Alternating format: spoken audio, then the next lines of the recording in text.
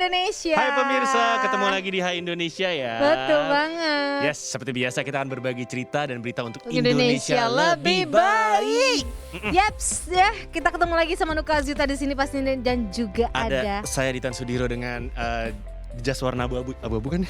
Abu-abu. Hari ini kita lagi nggak, telepatinya lagi nggak berfungsi, jadi agak beda-beda ya. Biasanya kita agak kompak, tapi hari ini kita kurang kompak pakaiannya. Rok kamu sama blazer Aku pakai celana bukan rok, tolong ya. Cuman maksudnya aku roknya abu-abu, kamu blazernya abu-abu. Iya, aku bukan pakai rok ya. Ya enggak lah kamu. Tapi kan kemarin kamu bukannya pakai. Enggak, stop. Takut ketahuan jati dirinya Stop, ya? jangan merusak pemikiran pemirsa. Saya cowok tulen, tolong ya. Anyway pemirsa, apa kabar? Semoga sehat selalu. Betul. Kita ketemu lagi di nggak kerasa udah mau akhir tahun. Bener banget ya. Udah mau di penghujung tahun 2021. Gimana dengan ininya apa namanya biasanya ada harapan di tahun baru apa namanya?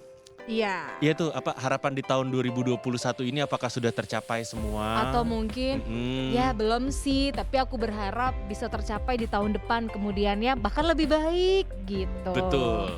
Ya mudah-mudahan kalian semua yang lagi menyaksikan kita berdua hari ini nantinya akan terhibur, akan termotivasi juga menjadi jauh lebih baik karena kita bakal nemenin kalian semua nih hampir 1 jam lebih lah ya, 1,5 jam hanya di Mata Milenial Indonesia TV. Matanya Indonesia. Ngomong-ngomong tentang harapan tuh, saya harapan tahun 2021 pengen sehat selalu. Cuman saya penyintas COVID kan sempat kena, tapi habis itu saya ngerasa sehat sih gitu, meskipun sempat sakit. Ya kan katanya gitu ya, kalau udah sembuh antibodinya malah lebih bagus gitu kebentuknya gitu. Jadi ya mudah-mudahan kita berdoa di sisa tahun 2021 dan nanti menyongsong 2022 harapannya semua yang baik-baik aja. Bener. Dan ngomong-ngomong tentang kesehatan, ini kalau ngomongin tentang planet bumi, ini kan planet bumi itu agak sakit ya karena sampah yang bertebaran di planet kita.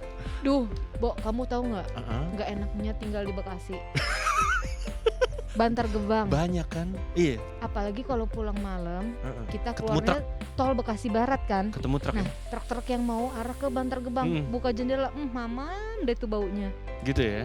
Kayak polusi, ya? Enggak, Truknya aku nggak tahu netes atau enggak ya, tapi baunya itu kan polusi udara banget ya, padahal kan udah malam gitu, kita tuh kepengennya kan udaranya tetap segar gitu kan, cuman kan berbarengan dengan truk-truk pengangkut sampah yang nantinya mau ke Bantar Gebang kan, jadi itu kadang-kadang ya ampun baunya. Kebauan ya. Nah, itu dia. Kasian sih sebenarnya. Itu tuh sampah-sampah yang dibuang ke Bantar Gebang itu setahu saya ya, itu kebanyakan belum melalui proses pemilahan. Itu loh pemilahan yang plastik sendiri. Iya, jadi masih campur. Setahu saya tuh rata-rata yang di situ tidak dipilah. Nah, begitu sampai di Bantar Gebang baru dipilah secara manual sama pemulung-pemulung. Itu biasanya kayak gitu kan. Nah, nih kalau kita ngomongin tentang sampah, ada yang namanya waste for change. Tulisannya adalah waste sampah for 4 change perubahan. Ya, tulisannya kayak gitu memang. Ya, gitu. ini Waste for Change adalah perusahaan yang bergerak untuk memberikan solusi mengenai pengelolaan sampah di Indonesia yang lebih bijak dan bertanggung jawab. Jadi ini merupakan sebuah perusahaan yang berdiri dengan visi untuk menjadi pemimpin dalam menyediakan solusi pengelolaan sampah yang bertanggung jawab. Nah, untuk mencapai hal tersebut, Waste for Change mempunyai strategi khusus, yaitu harapan mereka bisa melakukan perubahan ekosistem pengelolaan sampah yang bertanggung jawab dengan berlandaskan kolaborasi dan teknologi menuju penerapan ekonomi melingkar atau circular economy dan Indonesia bebas sampah. Iya, nah ini kalau ngomong-ngomong Waste for Change sejarahnya sejak kapan sih gitu kan? Nah ini pertama perusahaan yang dibentuk ini memiliki misi mengurangi jumlah sampah yang berakhir di tempat pembuangan akhir atau TPA ini ya. Tercetus dari diskusi antara PT Greeneration Indonesia dan juga Eko Bali atau PT Bumi Lestari Bali yang pada akhirnya kemudian secara resmi Waste for Change akhirnya didirikan ya oleh Muhammad Bijaksana Junerosano dengan nama PT Waste for Change Alam Indonesia di tahun 2014 benernya. Jadi udah dari tahun 2014 ya? Nah terus setahun kemudian di tahun 2015 rumah pemulihan material pertama Waste for Change ini resmi dibangun di komplek Vida Bumi Pala Bekasi Timur Indonesia. Lagi-lagi Bekasi kan? Lagi. Iya, Bekasi kenapa sih ya? Dan udah selama 7 tahun berdiri nih, Waste for Change ini telah banyak berkontribusi dalam pengelolaan sampah melalui layanan-layanan yang ternyata mereka udah sediakan. Nah, ini kalau kita membicarakan mengenai layanan-layanannya, di antara lain untuk layanan Waste for Change itu ada yang pertama konsultasi atau consult. Jadi Waste for Change ini menyediakan riset berbasis data serta masukan dari ahli-ahli persampahan di tingkat lokal. Ini dalam rangka mengoptimalkan solusi pengelolaan sampah. Contoh programnya adalah Solid Waste Management Research. Terus ada juga kampanye atau campaign. Waste for Change memfasilitasi program sosialisasi dan edukasi antar pemangku kepentingan untuk menciptakan perubahan ekosistem dalam rangka mewujudkan ekonomi sirkular atau yang tadi disebut dengan circular economy. Contohnya adalah program AKABIS atau Waste Management Academy. Nah, yang selanjutnya adalah collect atau mengumpulkan. Sesuai dengan namanya, jenis layanan ini akan mengumpulkan sampah-sampah dari para klien yang berlangganan dengan jasa ini. Tetapi, para klien diharuskan untuk memilah sampahnya terlebih dahulu untuk memberikannya kepada pihak Waste for Change. Memilah sampah itu yang tadi saya sebut itu yang plastiknya dipisah sendiri. Ya, terus sampah-sampah basah, bekas gitu. makanan dipisah sendiri gitu loh. Tetapi selain mengangkut sampah yang udah terpilah pada tempat sampah, perusahaan ini juga memberikan laporan mengenai alur sampah tersebut. Jadi dikasih tahu tuh laporannya tuh. Dan beberapa layanan yang diberikan pada jasa ini ada namanya Residential Area Waste Management, Personal Waste Management, Events Waste Management, Commercial Area Waste Management. Terus yang terakhir adalah Create. Setelah mengumpulkan sampah-sampah, pihak dari Waste for Change akan memproses sampah yang terkumpul dengan cara yang bertanggung jawab. Jadi sampah yang telah terkumpul itu bisa untuk material daur ulang. Layanan yang termasuk dalam kategori ini adalah Extended Producer Responsibility dan juga In-Store Recycling. Oke, itu tadi ya, ada 4 ya layanan Waste for Change. Mungkin kalau yang Ini penasaran seperti apa sih, boleh Ini ke bagus websitenya ya. Nanti mungkin ada tulisan websitenya wasteforchange.com Ya, ya. ini soalnya agak mengecewakan juga kalau kita lagi ngomongin tentang sampah di Indonesia. Meskipun ada, kan sekarang udah dimulai tuh pemilahan sampah. Ya. Meskipun ada yang dipilah, tapi kamu harus tahu bahwa ternyata ujung-ujungnya dicampur juga. Nah itu maksudnya, kita masih lemah sistemnya ya. Betul, jadi kita udah milah nih, misalnya kan banyak tuh di pinggir jalan tuh sekarang tong sampah udah ada warnanya kan. Iya, tapi Ini tetap aja gitu. Di ujungnya diangkutnya sama, jadi kan sama aja bohong, kan harusnya dipisah juga di ujungnya. Nah ini aku pernah lihat di YouTube, salah satu YouTubers ya, dia tinggal di Belanda, orang Indonesia gitu kan. Dan di situ tuh sistem pengangkutan sampahnya tuh udah bener-bener keren banget. Jadi kan memang udah dipisah kayak kita sekarang kayak gini, dan bener-bener ada tong di dalam mobilnya itu beda-beda. Yang beda kan? Beda-beda. Jadi bener-bener bersih. Mobil sampah di sana pun yang nggak berbau yang kayak kalau kita di sini lewat tuh wah gitu. Sampahnya airnya netes-netes, itu tuh kayak bener-bener truk sampahnya tuh bener-bener rapi. Bahkan nggak kelihatan kayak itu tuh pengangkut sampah gitu loh. Kayak truk gede aja ya? Iya, dan bener-bener dari besi, jadi yang tidak membuat aroma nggak sedapnya tuh bisa keluar kemana-mana gitu. Ya mudah-mudahan sih someday Indonesia bisa seperti itu ya, kita harapkan. Jadi kan mengurangi polusi udara. Nih ngalamin sendiri soalnya kita warga, aku tinggal di Bekasi, setiap keluar tol Bekasi Barat nih, mohon maaf pemerintah Bekasi ya. Saya kira kamu tinggal di Belanda, Bekasi ternyata. Iya, Belanda. Bekasi ya lewat sana dikit lah gitu ya. Belanda kan gitu. Jadi tolonglah diperhatikan gitu, adanya Bantar Gebang kan kasihan juga, orang-orang yang tinggal di sekitar sana tuh kayak udah biasa banget gitu loh nerima bau yang nggak sedap gitu. Iya, apalagi itu kan sebenarnya sampah dari DKI Jakarta. Ih, semuanya ke situ diangkut ke sana. kan. Makanya jangan suka pada ngatain Bekasi ya guys, kalian buang sampahnya di Bekasi loh guys. Apalagi kalau misalnya dari Jakarta mau ke Bandung lewat Bekasi juga loh guys tolnya. Oh tapi nggak ngelewatin Bantar Gebang. Nggak lewat Bantar Gebang, beda ya. Jadi aman. Tapi tol kalau- Bekasi. Tapi kan enggak. Beda. Kecuali kalau kalian exit tol Bekasi Barat dulu. Beda jalurnya ya. Beda jalurnya. Itu kalau malam luar biasa guys. Oke. Ya, kita tinggalkan sampah-sampahan. Ngomong-ngomong tentang ngomong-ngomong tentang jalan-jalan ke Bandung, saya tuh pernah loh ya. Kan saya lagi jalan ke Bandung lewat tol Cipularang situ dari Jakarta. Dan itu hari libur. Saya Macet cuti banget kalau loh. nggak salah. Saya cuti kok. Hari libur. Berarti kan harusnya saya bisa libur dengan tenang. Tapi saya masih harus jawabin ini WhatsApp kerjaan dari bos saya. Iya, masih kayak harus gitu. Nah itu tapi sebenarnya bisa ngurus-ngurus dibilang kayak gitu. Saya punya pengalaman tuh pas lewat sana jadi inget. sopan gak sih ya sebenarnya? aku agak keganggu sih gitu. Maksudnya gini, kan kita sama-sama punya udah hari libur ya gitu kan. Kadang-kadang kan kalau di hari libur suka kepengen ya udahlah hal-hal yang berbau kerjaan nggak dipegang dulu nih. Karena Iya. kan yang pengen nikmatin me time waktu bersama keluarga dong gitu kan. Tapi ya banyak nih, tapi belum lama aku baca artikel salah satu negara tetangga di luar negeri lah intinya gitu. Itu mereka sudah melarang bos itu mengontak karyawan di luar jam kerja. Setuju sih? Itu setuju sih. Itu setuju sih. Iya, apalagi kalau kayak yang karyawan kantoran yang office hour gitu kan, yang benar-benar Senin sampai Jumat jam 8 sampai jam 5 sore udah kerja, Sabtu Minggu masih diganggu juga gitu. Ya itu setuju sih. Ini saya juga lihat nih artikelnya nih, karena emang apalagi di saat lagi pandemi 2 tahun loh pandemi ini. Udah mau 2 tahun. Udah mau 2 tahun. Belum, tapi Iya. udah mau 2 tahun. Ini kan karena dilanda COVID-19 satu planet bumi, ini kan mau nggak mau perusahaan tuh menginstruksikan karyawannya untuk kerja dari rumah atau work from home ya. Ya WFH. Nah ini nggak semuanya ngerasa senang, bahkan banyak diantaranya yang menerima panggilan dari bos atau klien di luar jam kerja yang udah ditentukan. Iya, saya juga termasuk dulu pernah beberapa kali meeting Zoom jam 11 malam. Sebentar sih, cuma tetap aja gila baru jam 11 malam. Jadi kayak nggak punya jam kerja banget ya. Iya, saya pernah ngerasain kayak gitu meskipun sekarang udah nggak, udah sangat berkurang sih. Karena kalau perusahaan saya biasanya ngikutin klien kan, jadi ya kliennya mintanya jam segitu gitu kan. Nah, ini ternyata ada beberapa negara yang sudah bikin aturan.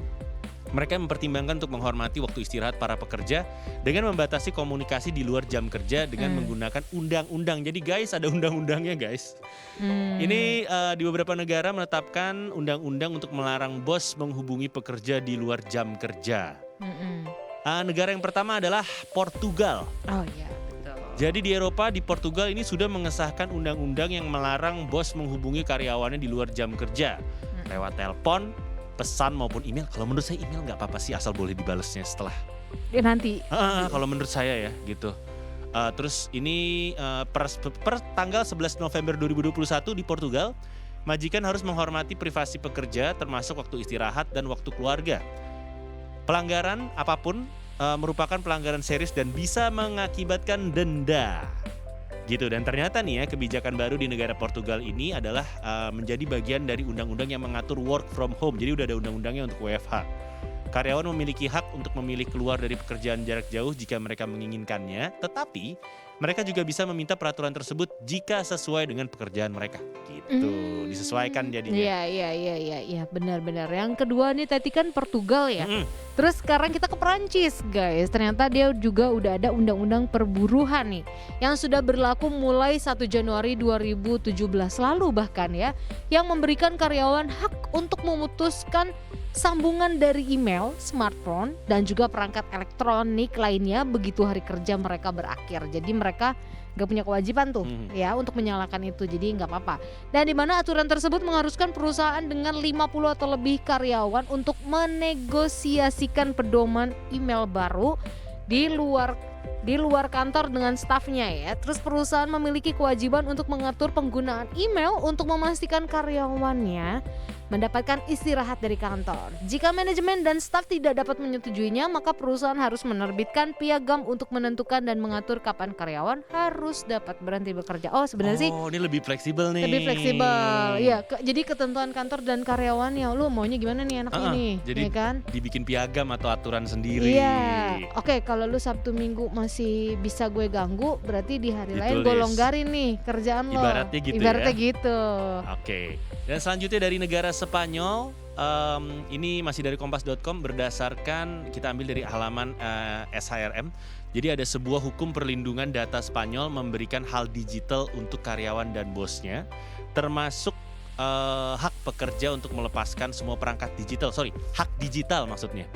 Ini termasuk hak pekerja untuk melepaskan semua perangkat digital di luar waktu kerja. Enak dong. Nah, ini artinya bisa menghormati waktu istirahat, menghormati hari libur, dan juga privasi pribadi karyawan dan juga keluarga mereka. Tujuannya adalah untuk mencegah karyawan menderita yang namanya kelelahan komputer. Iyalah. Iya bener nih. Lelah lah tiap hari berapa jam ngeliatnya cuma laptop, komputer, mata rusak guys. Kebijakan ini berlaku baik untuk karyawan di sektor swasta maupun di sektor publik di Spanyol. Oke, itu tadi dari Spanyol. Terus kita beralih lagi ke Jerman nih, ya kan masih di Eropa. Ini mengutip tadi dari kompas.com ya. Dan di tanggal 10 April 2014, perusahaan-perusahaan berbasis di Jerman termasuk kayak Volkswagen, BMW, Puma, terus apa nih, Deutsche Telekom telah memberlakukan pembatasan kontak setelah jam kerja dengan staf untuk mencegah staf kelelahan yang disebabkan oleh stres yang nggak mestinya mereka dapatkan gitu kan. Kayak misalkan Volkswagen nih khususnya ya telah memperkenalkan kebijakan untuk menghentikan semua email yang diteruskan ke staf mereka setengah jam sebelum akhir hari kerja. Sementara perusahaan lain telah membuat pernyataan bahwa karyawan tidak akan dihukum karena mematikan ponsel mereka atau gagal membalas email atau pesan di waktu luang mereka sendiri. Jadi Kementerian Tenaga Kerja Jerman nih mengikuti langkah-langkah perusahaan raksasa tersebut dalam upaya melindungi kesehatan mental pekerja. Benar banget. Kalau kita di sini kebalik Mental ya. health. Lu belum dapat target, nggak boleh istirahat. Kita agak kebalik, kita masih agak keras. Meskipun sudah ada beberapa perbaikan tapi iya masih keras. Belum mencapai target. Belum, tapi Belum. udah ada sedikit-sedikit perubahan tuh udah ada kok. Gitu ya. Pokoknya target kalian. Betul. Bukannya istirahat, metong muda, Bo. Dan selanjutnya dari negara Korea Selatan. Ini negara yang ada di sebelah barat Jepang nih ya. Berdasarkan berita Straits Times yang diambil tanggal 10 Agustus tahun 2017, beritanya udah lama nih. Ada 2 RUU baru, rancangan undang-undang baru yang diajukan ke Majelis Nasional. Dan keduanya bermaksud untuk merevisi undang-undang perburuhan untuk menghentikan pemberian kerja dan untuk menghentikan manajer memberikan perintah terkait pekerjaan. Hal ini karena pemberi kerja dan manajer secara langsung maupun tidak langsung tuh sering bikin pekerjanya siaga 24 jam. Iya. Paham sih negara-negara kayak Jepang, Korea tuh mereka emang sigap banget 24 jam. Jadi mereka menghubungi para pekerja melalui messenger atau melalui telepon ataupun media sosial. Tetap diganggu 24 jam gitu loh maksudnya. Emang kadang nggak ngehargain gitu, gimana dong. Tapi kalau orang Asia kan emang gitu, Korea, Jepang. Saya di kantor saya ada orang Korea soalnya, dia konsultan. Ya begitu, bodoh amat. Nggak mikirin. Bekerjanya nggak mikir. Akhirnya dia belajar satu kalimat Indonesia dan kalau dia denger dia ketawa. Apa tuh? Oh, bisa bahasa Indonesia, mereka bisa bahasa Indonesia bagus. Bisa ya, insya Allah ketawa. Dia udah tahu arti insya Allah. Belum tentu. Kalau karyawannya bilang insya Allah berarti dia ganggunya siang atau sore, dia udah paham. Iya. Kalau karyawan bilang bisa pasti. Bisa saat itu gitu kan. Kalau insya Allah oke. Iya. Tapi sebenarnya ada baiknya juga sih peraturan kayak gini. Jadi seolah-olah tuh kamu tidak hanya menghargai pekerjaan kamu, tapi juga kita bisa menghargai diri kita sendiri gitu loh. Ya dengan cara mohon maaf nih kayak perusahaan-perusahaan gitu, bukan karyawan tidak mau nurut apa kata bos atau kata apa gitu, tapi mungkin ini salah satu cara juga memberi waktu untuk karyawan bisa menghargai dirinya sendiri, menjaga kesehatan ya, butuh waktu kumpul sama keluarga yang mungkin Senin sampai Jumat udah kehilangan banyak waktu untuk keluarganya gitu kan. Nah nanti kan Senin sampai Jumat balik lagi kan, jadi Sabtu Minggu mungkin cara karyawan menghargai dirinya sendiri dan juga mungkin keluarganya, anaknya, istrinya, kesehatan mentalnya. Itu yang penting sih. Ya karena sempat ada mungkin. tuh di TikTok tuh konten. Jadi kalau pekerjaannya gajinya besar, kesehatan mentalnya turun. Kalau gajinya turun, kesehatan mentalnya naik gitu. Ibaratnya tapi gitu. ada juga yang wah tergiur nih, gaji gue naik nih, jabatan gue juga naik, nggak taunya pas masuk. Ini salah satu temanku kayak gitu. Wow, resikonya pun lebih jauh, lebih tinggi dan berat karena ternyata pekerjaannya double. Iya. Lebih jauh, lebih berat ya karena dengan jabatan yang diemban juga lebih tinggi kan, gitu. Nah makanya ini kita emang perlu tahu bagaimana caranya menghargai diri sendiri. Betul kita banget. harus sadar nih pemirsa bagaimana cara kita bisa menghargai sendiri. Menghargai diri sendiri. Kadang kita lupa gitu. Kita terlalu ngurusin orang. Iya, menjaga perasaan orang lain tapi malah nggak menghargai diri sendiri jatuhnya. Terlalu pengen nyenengin orang tapi lupa sama diri kita sendiri gitu kan. Nah mungkin kalau kita lupa gimana cara menyenangkan atau menghargai diri kita sendiri, saya punya beberapa tips nih barengan sama Nuko. Yang pertama adalah kita harus menyediakan waktu. Menyediakan waktu buat diri kita sendiri. Ini tentu akan membuat pikiran kita segar ya. Bahkan menyediakan seenggaknya 5 menit aja untuk nutup mata dan fokus pada pikiran kita sendiri. Ini bisa membantu kita merasa lebih baik. Itu yang pertama. Nah, yang kedua, lakukanlah sesuatu yang baik untuk tubuh kita. Ini saya sering lakuin nih. Jadi saya udah nggak mengkonsumsi gula. mengurangi, sangat mengurangi. Saya dulu sering banget bikin yang namanya es teh manis di rumah. Sekarang saya udah enggak. Itu gue banget. Ih, enak sih. banget kan, gimana dong? Dan selalu gue simpen aja dalam kulkas gitu. Iya, Walaupun iya bener. walaupun manisnya cuma manis jambu, tapi seenggaknya gue tuh tiap hari tuh gue harus kena teh. Iya, jadi saya Kafein bikin banget anaknya. agak tinggi gitu. Iya, dan gue taruh kulkasnya Di jadi gelas tinggi. bener-bener dingin kulkas aja gitu. Betul. Nah, itu itu seger banget sih guys. itu seger banget, tapi gula kan nggak terlalu baik buat kita gitu kan. Nah, poin kedua adalah lakukan sesuatu yang baik untuk tubuh. Jangan jangan mengkonsumsi banyak gula kayak saya. Oh ya, garam juga dikurangin.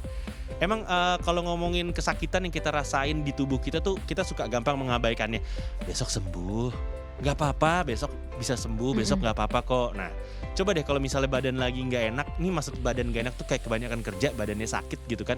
Coba berendam di air panas yang dicampur garam gitu kan. Atau kalau mau simple, coba deh minta seseorang untuk memeluk kalian. Ih, Nah, coba Nuka minta seseorang untuk memeluk kamu. gue peluk tembok kayak deh. Gue peluk guling tiap malam Tan.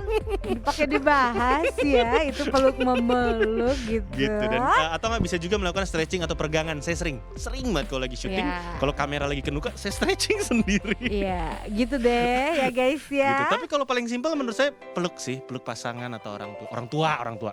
Kalau belum punya pasangan ya. Orang tua, Nuka orang tua. Tipsnya aku tuh meluk guling aja udah seneng banget gitu loh. Peluk aja udah erat-erat deh tuh ya gitu.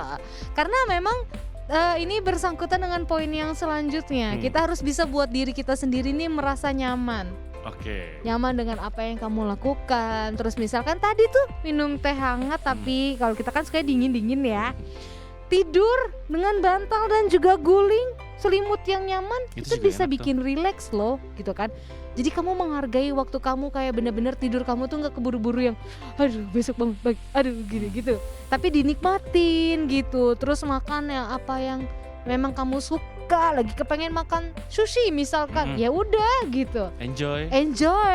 Sekarang tuh apapun yang kita mau ada harganya kok. Maksudnya ada harga Betul. murahnya maksudnya. Bener. Jadi bisa dipilih kan sesuai kantong gitu. Jadi ya udah apapun lakukan yang memang membuat diri kalian nyaman. Terus bisa juga kalian pergi ke dunia lain. Jangan dong Nuka, mau kemana? Serem banget pergi ke dunia lain, Nuka jangan. Iya, ini tipsnya kok bagus juga. Uka Gitu. Jangan dong. Hati-hati di sebelah kamu. Nuka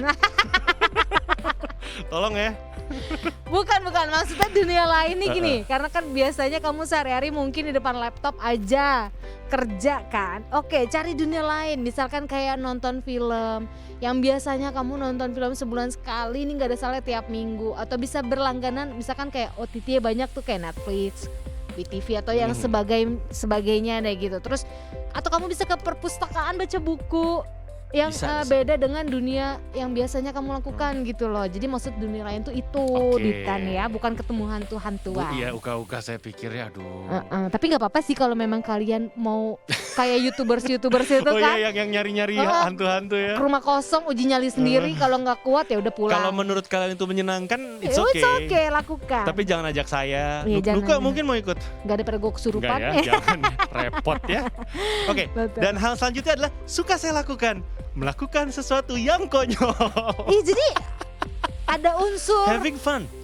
ketawa-ketawa gitu loh. Yes. Hidup lu tuh gak hanya yang seserius di depan laptop lu mikirin angka, Yes. data gitu-gitu. Just having fun. Jadi ternyata hal melakukan sesuatu yang konyol tuh bisa membawa keluar jiwa kanak-kanak yang ada dalam kepribadian kita, yang tentunya akan memberikan perasaan bahagia. Ini ada Iya. satu contoh yang saya suka lakukan. Jadi kalau di kantor saya setiap hari Jumat itu boleh pakai pokoknya tetap harus kerah, boleh pakai polo shirt, tetap sopan. Saya suka pakai kemeja kartun. Oh. Jadi kan fun buat temen-temen kan, Iya, melihatnya juga iya. lucu kartun gitu, buat Atau lucu-lucuan enggak, aja, seru-seruan. nonton stand up komedi Iya, atau itu fun loh. belajar gitu. Itu Itu fun loh. banget, gitu. Melakukan sesuatu yang seru menurut kalian, yang konyol tapi tetap legal menurut kalian. Jangan ngeprank ya. Nah, itu menurut aku prank tuh basi deh. Jangan Iya aneh, ya, aneh iya. loh cek gitu. Oke, selanjutnya bisa juga dengan melakukan cuti sehari. Seminggu juga nggak apa-apa. Sebulan juga boleh kalau habis dong cuti bulanan nih kalau sebulan. Cuti tahulanannya, oke. Ini Ya. ngomongin cuti sehari, kalau kita lagi ngerasa jenuh dengan pekerjaan atau kegiatan, coba aja ambil cuti sehari dan lakukan apapun yang mau kita lakukan seharian penuh. Saya pernah ngambil cuti sehari untuk melakukan untuk ngisi suara, ya side job sih jatuhnya sih. Tapi saya mau ngelakuin itu, side hustle. Jadi saya lagi mau ngisi suara, Iya, ada memang side harus gitu. hustle, terus kayak aduh sebenarnya bisa saya kerjain di setelah kerja, cuman karena saya lagi pengen banget, saya mau nikmatin, saya lakuinnya dengan cara cuti kantor gitu. Iya, bisa cuti ya, mau sehari, 2 hari, seminggu. Bahkan kalian mau habisin cuti tahunan kalian full langsung Boleh. juga boleh. Terus habis itu kalian cuti, selanjutnya kalian bisa jalan-jalan di tengah alam terbuka atau wisata alam. Itu boleh banget ya, karena biasanya nih kalau kita jalan-jalan wisata alam gitu kan refresh banget ya Betul. pikiran, otak gitu. Biasa lihat laptop, angka, data, ini lihat pohon-pohon, Enak lihat loh. air terjun, curug. Aduh, itu seger banget deh. Itu jadi boleh banget kalian, tadi benar kata Ditan, ambil cuti terserah mau beberapa hari dan coba kalian pergi ke alam terbuka yang bikin kalian tuh bisa lebih enak, bisa lebih nyaman. Betul, kemarin gitu. tuh saya sama Nuka sama tim Mata Milenial Indonesia TV kita jalan-jalan. Gathering ya bisa Kita dibilang. gathering ke puncak 1 jam dari kota Jakarta, nyenengin banget itu. Nggak jauh kan? Nggak jauh dan Iya. akhirnya saya sama Nuka bisa ngeliat pemandangan yang nggak ada temboknya. Yang nggak ada kamera, Nggak ada kamera. kamera tetap ada. Kamera tetap ada sih, cuman nggak kayak di studio gini loh. Iya, kita terkungkung apa, Mm-mm. kita bisa gosong kulitnya. Terus habis Kita itu guling-gulingan di rumput, itu siapa lagi yang nyuruh? Hujan-hujanan juga habis Yes. itu gitu. Ya. Jadi ya yang selanjutnya juga melakukan Ini poin sesuatu. terakhir ya. Iya, melakukan sesuatu yang sudah lama ingin kalian kerjakan kayak tadi. Hal yang ditunda-tunda, yang udah ditunda-tunda. melakukan hal yang ditunda-tunda. Iya, apa tuh? Misalkan mau pergi ke Jogja, ke Mm-mm. Bandung, ke Bali. Hmm. Go ahead guys. Kalian Do bisa it. ambil cuti terus kalian pergi nikmatin. Kalian kerja capek-capek buat apa? Saya doain Maret saya ke Bali. Aku juga mau dong. langsung gebrak gitu. meja. Aku juga mau. Kok lo ke gebrak Bali. meja? Kesel dengernya. Tolong ya, ada kerjaan di Bali saya boleh ikut gitu. Langsung gebrak meja. Udahlah, Gitu pemirsa kan. Nah, ceritanya. betul banget. Oke, sambil kita ngerencanain rencana saya sama Nuka mau liburan. Mau kemana kita ya di sini? Pemirsa jangan kemana-mana ya, tetap di sini, tetap di H Indonesia, berbagi cerita dan berita untuk, Untuk Indonesia lebih baik.